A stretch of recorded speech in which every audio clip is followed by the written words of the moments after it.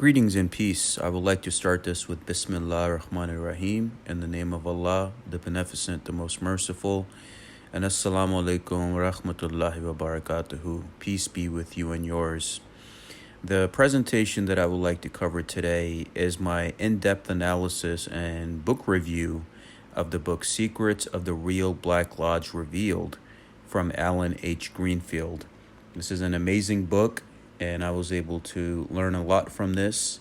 And again, as a disclaimer, this is for education, nonprofit, and entertainment purposes only. And also, I reserve my rights as a consumer for someone who has purchased this book twice to support Alan's work, both the physical paperback version and the Kindle version. And I'll put the link in the description below. So again, nonprofit education purposes, and also my rights as a consumer to be able to review this book because it's such great information and knowledge. I purchased it twice because even having a Kindle version, I mean, you never know with the internet these days. I got a paperback version as well because when I was trying to get this book on Amazon, it wouldn't show up. So I had to go to the regular website version of Amazon and then be able to find the book and buy it that way. So it was it's interesting, like how it's kind of shadow banned in the system to a certain extent because the book is teaching you good knowledge. All right, so with all that in place, I'm just going to get right into it.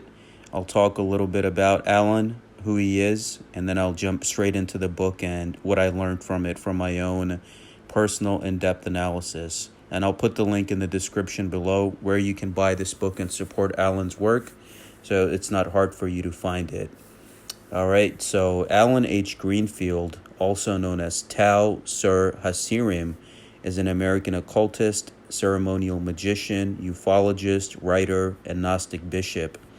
He's currently in the Atlanta, Georgia area and has many published good books, such as The Story of the Hermetic Brotherhood of Light, which I have to get, The Complete Rite of Memphis. He's also a consecrated bishop by the Neo-Pythagorean Gnostic Church, and he is recognized as a bishop within that organization. And also, he has many experiences with the OTO, being an editor and being someone of a high rank. But in 2006, while he was criticizing the OTO's upper management, he resigned from his managerial duties, and at the moment, he's not with them. Just like how I resigned from Freemasonry in good standing because it didn't serve any purpose in my life. So I believe that's how Mr. Greenfield took his journey as well. He's also a past member of the Society for Physical Research, the National Investigations Committee on Aerial Phenomena, and has twice received the Ufologist of the Year award. His works on UFOs, including his book Secret Cipher of the Ufonauts, it has been very acclaimed, and I encourage you to check that out as well. All right, so now that I put my disclaimers out there, you know a little bit about Alan. Now we'll just get straight into what I've learned from the book.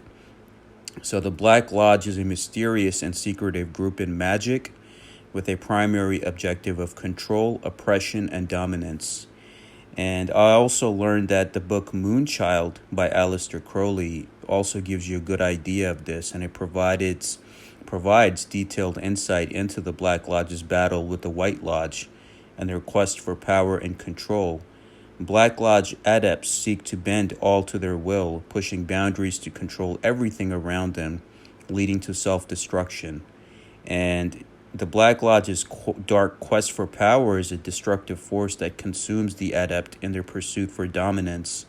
So it's like always this these two forces that are always fighting with each other for power and control over humanity's free will. It's like even in the Assassin's Creed video game, right? You have the Templar Order, then you have the Assassin's Order. And if you go back further in the lore, it talks about the Order of the Ancients, the Brotherhood of the Snake, and then the Assassins are like the Brotherhood of the Eagles. So the Brotherhood of the Snake and the Brotherhood of the Eagle, which is like Black Lodge versus the White Lodge. They're always battling with each other. So even in popular culture, they show you that. All right, further, the Black Adept believes achieving total knowledge and control will save them from continual torture, leading to corruption, right? The Black Lodge requires adepts to commit crimes and deceive for rank advancement, with villains like Balloch, Balloch, preying on fear for power. Deception and villainy are ingrained in the Black Lodge, with adepts falling into darkness to gain power and control. Cyril Gray manipulates the lodge and destroys it, leading to its disintegration. Ultimately, power and knowledge consume the adept, turning them into a figure of envy and hatred. Crowley's Moonchild illustrates the dark nature of the Black Lodge, with each lodge having its own unique characteristics. It's like even in the, I'm speaking from my own personal experience, even in the world of Freemasonry, right? Today's Freemasonry, which I believe is infiltrated and compromised, where each lodge will basically have its own egregore. So if you're in a lodge where, let's say you have people of all walks of life and backgrounds, then you have the Chaos people there as well, the OTO people as well, the Golden Dawn people there as well. Those egregores will collide with each other, and people will get affected by that. I'll just leave it at that. So further, Moonchild is a crucial book in understanding the Black Lodge, revealing its structure and operations. It serves as a warning for practitioners of magic about the dangers of darkness and how can one be seduced by power. Similarly, you also have Twin Peaks, which also goes into the Black Lodge, with the main character, Dale Cooper, potentially being a quasi-Moonchild. Cooper's arrival in Twin Peaks disrupts the corrupt system, bringing chaos and nightmares. The series also explores the concept of the dweller on the threshold, challenging travels on their journey to perfection, similarly to what you see as the guardian of the threshold from Rudolf Steiner's perspective. Earl further describes the Black Lodge as a place of dark forces pulling on this world. Hawke's depiction of the Black Lodge aligns with the Kabbalistic concept of the abyss and the challenges of crossing it. The Black Lodge is described as a place of immense power filled with dark forces and secrets. In Twin Peaks, it is depicted through the Red Room, symbolizing darkness and the left-handed path. The alignment of planets in 1989 opens a door to the Black Lodge, similar to the real-life cult's ritualistic killings. A circle of trees in Glastonbury Grove is used for powerful rituals, consistent with ceremonial magic. The Red Room represents a space for Black Lodge members and spirits to interact, with symbolism of good versus darkness. The color red is associated with blood, passion, sin, and destruction, reflecting the Black Lodge's nature. The waiting room is a gathering space for the Black Lodge to connect with spirits on the ethereal plane. As you get an understanding of what Alan is trying to teach you in this book, he'll also give you many examples and various scenarios to be able to articulate this work and teaching to you. So further, the mysterious ring linked to the Owl Cave in Twin Peaks is made of gold and jade with the infamous Owl Cave symbol. It offers protection but also curses the wearer by connecting them to the Black Lodge. This enchanted object is used by the Black Lodge to control individuals through psychic links. So that ring reminds me of Sauron and Lord of the Rings, right? Where that ring the eye of Sauron, or that evil associated with it, automatically will connect with you. Madame Blavatsky warns against false occult brotherhoods and emphasizes the difficulty of achieving adeptships to be a real adept. The proposed formation of practical lodges for developing powers may lead to mediumship instead of true adeptship due to lack of necessary purity. There is a need for a school of instruction for members of the society, but not in the style of Cagliostro's as it causes suffering. Masters do not seek recruits, they come when ready. Active and unselfish branches are needed for the theosophical movement. Occult truth requires an open mind and intuition, not suspicion. Without guidance from the occult side, conclusions based on insufficient premises lead to ignorance and vanity. The authenticity of precipitated letters from masters cannot be easily verified, right? Impostures and fraud can occur if doubt is cast on even one letter. The tendency to draw conclusions before understanding leads to ignorance. Allen discusses the recruitment of an adept by the Black Lodge, where it's like these various scenarios and examples that he gives in the book, warning him of a plot by the Red Dukbus to lead him astray.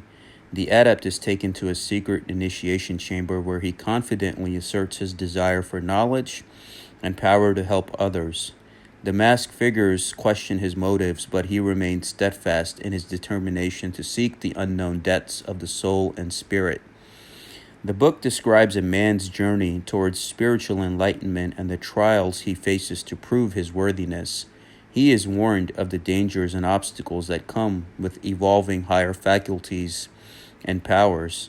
He ultimately chooses to burn the black card symbolizing the lower self, experiencing a terrifying vision in the process. The man is visited by a mysterious woman named Iole, who warns him of the risks she takes by being there. Through these experiences, the man learns valuable lessons about the journey towards spiritual awakening and the importance of inner strength and determination.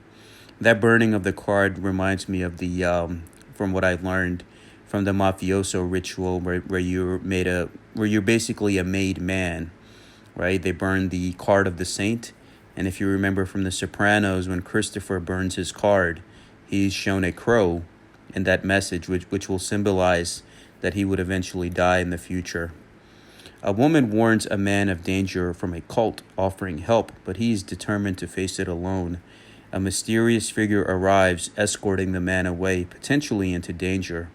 The Men in Black legends are discussed as possible connections to the Black Lodge by Allen in this book, linked to magical origins and UFO lore. And Allen shows references to Crowley's downfall, possibly alluding to the consequences of dabbling in dark forces. So there is a consequence for all of this stuff. Aleister Crowley believes that the Black Lodges conspire to prevent people from thinking. The Great White Brotherhood is associated with success and transcendent wisdom, while the Black Lodge hinders evolution and promotes a slave mentality. The Black Lodge is guided by Valis, V-A-L-I-S, and seeks to subvert the Great White Brotherhood. The two operate in secrecy and through symbols. The Black Lodge has influenced historical events like Nazi Germany. There is a cosmic principle of equal generation of forces between the two, leading to the resurgence of both in the late 19th century. The story of the Black Lodge in pre-Nazi and Nazi Germany remains untold. Rudolf Hess believed in the Thule Group's ideals until his death. The Black Lodge's power coincides with reports of ghost rockets over northern Europe. British colonization eroded the Great White Brotherhood in the East while dismantling the Black Lodge's influence on esoteric Eastern religion.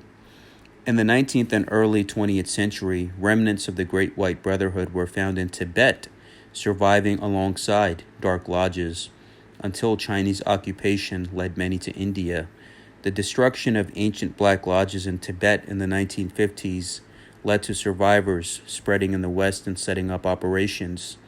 Western mystics like Crowley incorporated teachings from the Great White Brotherhood into Western esoteric system, while Black Lodge fought against it. The Black Lodge delayed the manifestation of the new Aeon through various distractions and distortions, such as Nazi ideologies. The Black Lodge subverts the true will, as explained by Crowley. The existence of the secret chiefs overlaps with the ultra-terrestrial sources, providing a material aspect to mythic inner orders and magic. The legend of secret chiefs may have a basis, in fact, with high masters of the art communicating with each other and using their illumination based on character. This concept is seen in medieval Tibet's Whispered Succession and Eckhart Hausen's Hidden Church. Crowley's writings delve into the Great White Brotherhood and the Black Lodge conflict, while also exploring sexual magic. Johnson's study on theosophical matters discussed the political implications of hidden masters, encouraging mythologizing. The intertwining of spirituality and political philosophy in the magical revival of the late 19th century is explored, along with the potential radical political vision in Freemasonry. Historical figures like Cagliostro and encounters with hidden beings like KH are mentioned by Allen in this book to highlight the mysterious nature of secret chiefs. The Theosophical Society, founded by Occult and linked to radical Sikh leader Takar Singh, connects to Mather's encounters with the secret chiefs.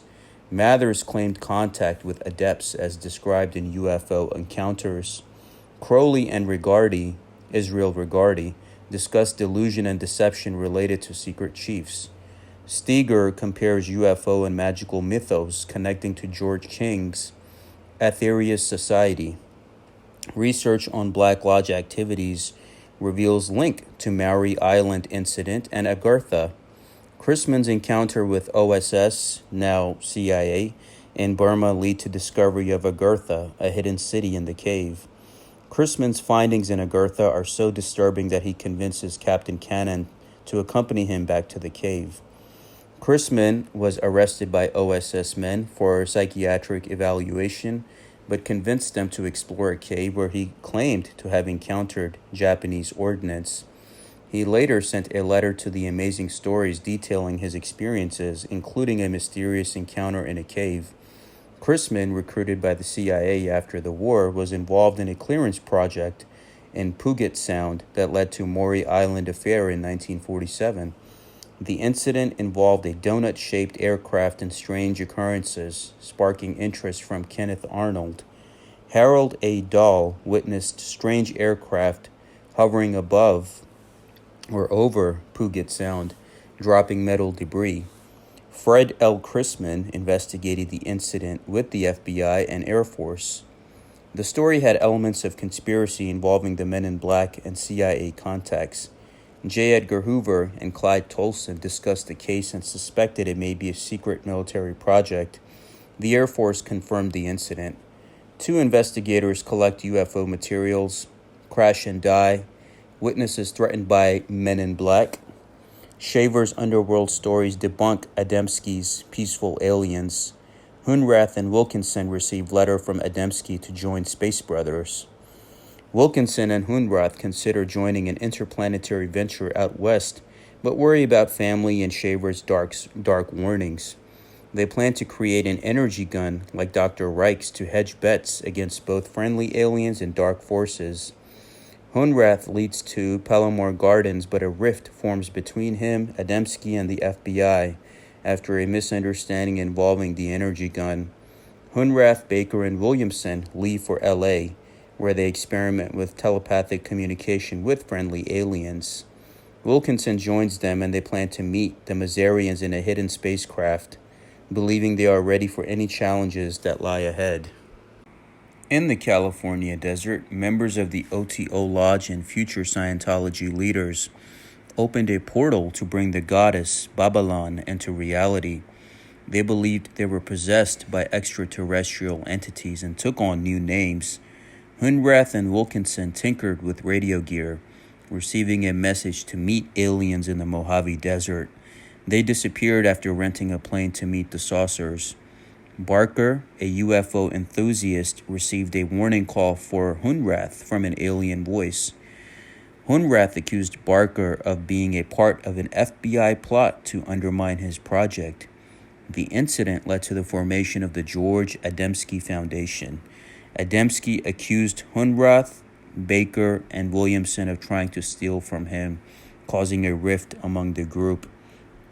Hunrath tried to manufacture orgone cannons to attract saucers, but this did not deter the authorities. The disappearance of Firkan and Ramu remains a mystery. Williamson, Baker, and Hunrath left Lucy McGinnis after realizing she was a liar despite her threats. The FBI closed the case on them and they found work in LA. Hunrath got a job with an airline while Baker and Williamson tried a Native American dance show. Wilkinson joined them later, adopting extraterrestrial names. They eventually believed they were in contact with aliens and disappeared after renting a plane.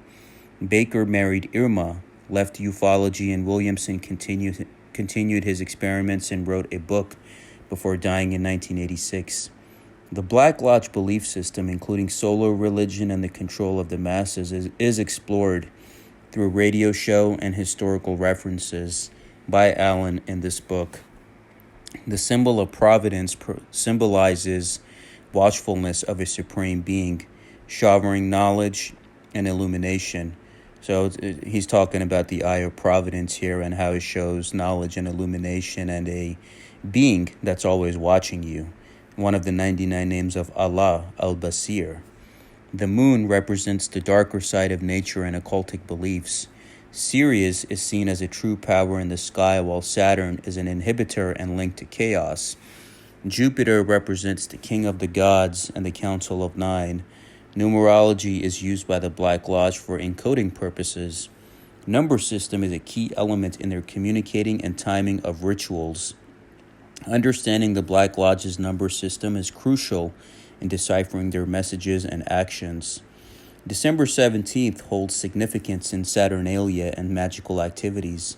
SpaceX launched on December 17th with a Falcon 9 rocket at Launch Complex 39A and a time of 1617, holds symbolic meanings of veneration of Saturn and the fall of man. The Black Lodge's communication and actions are hidden within allegory and encoded messages.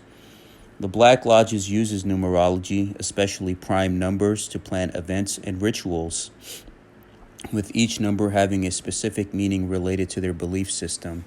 The numbers and their meanings outline the significance of key numbers such as 0, 1, 2, 3, 4, 5, 6, 7, 8, 9, 10, 11, 13, 17, 19, 22, 23, 27, 39, and 333 in the Black Lodge system, each representing different aspects of their rituals and practices. Each number plays a specific role in amplifying the power and impact of their workings, with 333 symbolizing the rebellion against Lucifer and the power of Saturn. The book discusses the Black Lodge numerology system and its association with evil. It mentions the three black schools, Wittenberg, Sholomance, which is the Solomonari from Romania, which I've covered in the past, and Swartiscoli, which taught dark magic and necromancy. The Clavis Inferni, also known as the Key of Hell, is a forbidden book believed to originate from the Black School of Wittenberg. Saint Cyprian of Antioch, a former dark magician, is associated with the Black School. Allen highlights the secretive and dangerous nature of the Black Lodge's belief and practices. Saint Cyprian undergoes various initiations and experiences in different temples and sanctuaries, learning about demons and magical practices. He eventually becomes an adept in the Black Lodge, making a pact with the devil. The Black Lodge uses diabolical books like the Codex Gigas and follows a structure similar to other magical orders. The rituals of the Black Lodge are secretive, and each lodge operates independently. The liturgy for the Master of the Chair is a key ritual of the Black Lodge. Officers in the temple room prepare for a lodge meeting with rituals involving smoke, bell strikes, and invocations to Saturn. The Master of Ceremonies leads the smoke ritual and invokes Saturn, followed by a remembrance of absent members. The closing ritual involves extinguishing candles, invoking Nuit and Hadit, and forming a brotherhood circle. The members are reminded of Thelema and Saturnian light before the meeting concludes, with a magical chain of brotherhood and a message of love. The time for work is complete. The room is decorated in red and black with a pentagram altar and candles. In a ritual ceremony, the chair and priest wear red masks and perform various symbolic acts in a sacred space with gongs and bells. Members pledge to uphold the laws of the fivefold Alpha and engage in a sexual ritual involving a priestess and the master from the chair. The ceremony ends with a blessing and a vow of silence. The Ordo Templi Orientis phenomena explores connections between secret chiefs and lodges in the New Age movement with historical figures like Madame Blavatsky and Diane Fortune. In Egypt, but in India, darkness in the east, darkness in the west. It was largely through the initiative of Professor Karl Haushofer and other members of the Vril Society in Berlin and Munich that exploratory teams were sent out to Tibet.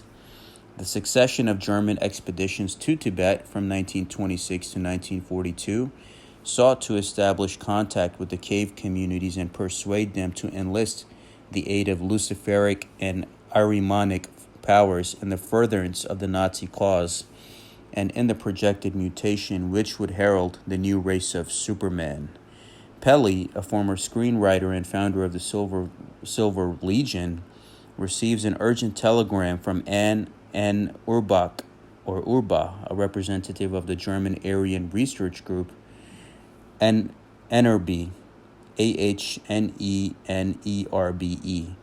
Meeting Dr. Otto von Strasburger at the Gilbert Hotel in Savannah, Pelly learns of a plan to continue his work of purity and supremacy through mystical means after the outbreak of war with Nazi assistance.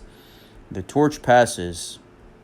The cave communities serving evil hierarchies thrived until Communist China annexed Tibet in 1959.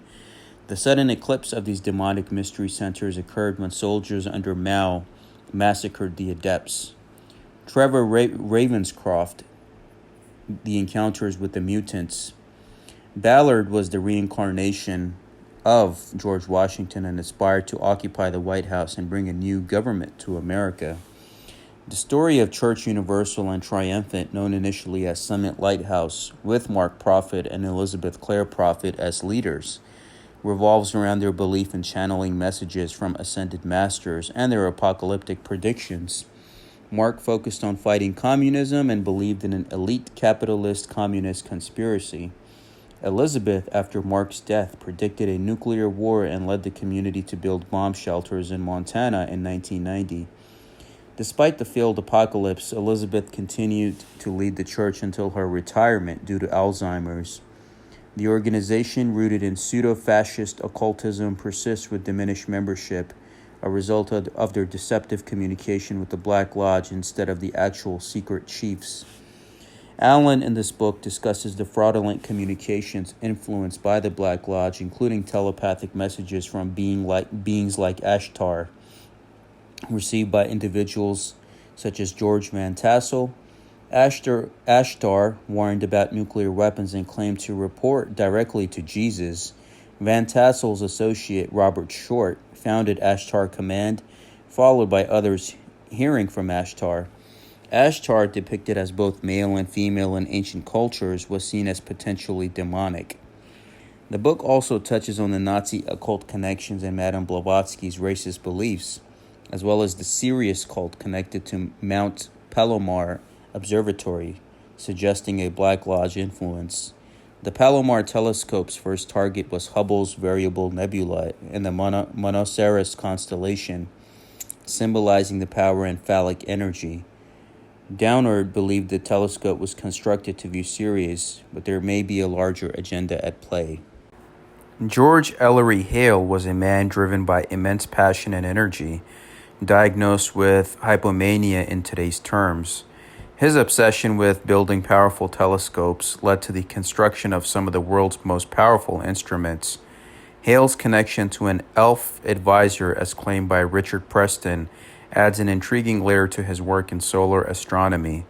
The Palomar Observatory and its link to the Black Lodge are further explored through the occupants of the Palomar apartments, such as Charles Lindbergh and Wallace Simpson, who had known ties to the occult. George Adamski, a famous contactee from the 1950s, also had ties to the occult, establishing the Temple of Scientific Philosophy at the base of Mount Palomar. The Agape Lodge, founded in Hollywood in 1935, was a powerful OTO lodge in the U.S., eventually facing controversy and closure due to various scandals. Through these various connections and occult ties, a deeper understanding of the Palomar Observatory and its significance in the realm of the occult is revealed. From 1936 to 1941, the Agape Lodge focused on sexual magic, with Jack Parsons becoming a key figure after Smith and Jacoby were demoted. Parsons had affairs with Helen Parsons and her younger sister, Sarah Northrup, causing tension within the group. Northrup's disruptive behavior led Crowley and Germer to label her a threat to the OTO. A failed ritual known as the Babylon Working resulted in further turmoil within the lodge. with allegations of Black Lodge influence. Parsons' association with shady characters and suspicious activities led to the theft of funds and the formation of a new organization. Northup's involvement in dark magic practices further complicated this situation, potentially indicating Black Lodge involvement. Eventually, the events at Palomar, which Parsons was connected to, tie into these narratives. Several important individuals from Palomar invested in Aerojet and were associated with Parsons, shedding new light on Hale, Palomar, Parsons, and Adamski. Downward discusses the mysterious events at Palomar on a CD, where he mentions the involvement of his ex-wife, referred to as the Great Whore. He describes the mystical significance of Palomar and its possible connection to Saturn. Downard also shares a story of being run off the road by the Great Whore's associates. Later, Brandon discusses the use of Palomar telescope in occult rituals involving the Great Whore. The observatory's proximity to the 33rd parallel and the significance of the numbers 3, 9, and 7 are highlighted in this book. And also images of a naked woman in the telescope suggest a Black Lodge ritual linking to tantric mysticism and sexual magic. And this book also explores the occult practices and mysteries surrounding Palomar Observatory. The book discusses the connection between Mount Palomar and OTO and the Black Lodge, highlighting the secrets revealed by the Polybus syndicate on their blog. It also delves into the Fraternitas Saturni, a magical order founded in 1925 as a result of a schism with Crowley's OTO. The Fraternitas Saturni focuses on an astrological and Luciferian influences, sexual magic, and a unique Saturn Gnosis path. They believe in the Saturnian archetype encompassing both positive and negative aspects, and identify with the archetype of Uranus as well. The book emphasizes the importance of knowledge and seeking the demiurge, right? So you have to seek knowledge. And also it talks about the demiurge, symbolized by the planet Saturn and their belief system. Saturnus is identified by the number 666 and is considered the beast 666, with occult systems like the Saturni having hidden masters called Gotos, Gotos. Gotos guide initiates toward divinity through a synthesis of light and dark elements. Fraternitas Saturni uses sex magic focused on the union of masculine and feminine energies. While it is not certain if Fraternitas Saturni is a Black Lodge, elements suggest infiltration. The Solar Lodge, on the other hand, is a controversial occult group with ties to Charles Manson and criminal activities. The group had been linked to break-ins and allegations of cult abuses. The Solar Lodge, a splinter group of the OTO, had links to Manson and his family through eyewitnesses' accounts of Manson attending lodge functions. The lodge was known for its dark practices like sadomasochism, child molestation, and drug dealing. Manson's beliefs in sex magic and drug use align with the lodge's activities.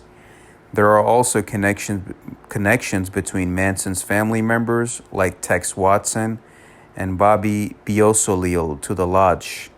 The Solar Lodge's focus on sex magic and dark practices suggests a connection to the Black Lodge.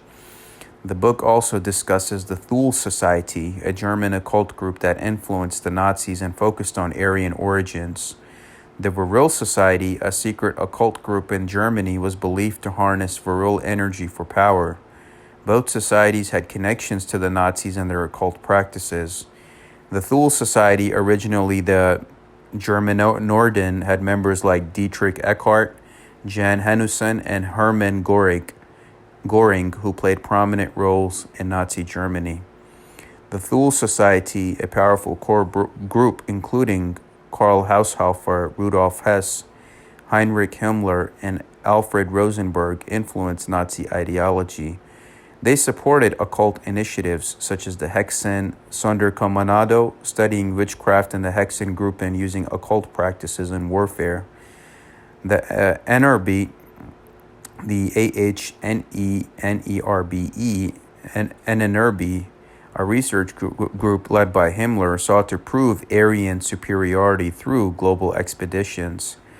Some expeditions involved studying pagan practices in Finland, ancient symbols in Sweden, Roman ancestry in Italy, and a supposed war between the Nordic Roman Empire and Semitic peoples.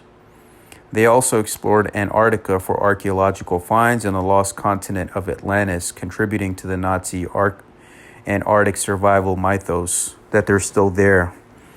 Numerous NRB missions around the world, including discoveries in Tumulus and Jura Mountains, focus on Germanic heritage and art, while the Order of the Nine Angles remains shrouded in mystery, associated with occultism and controversial practices.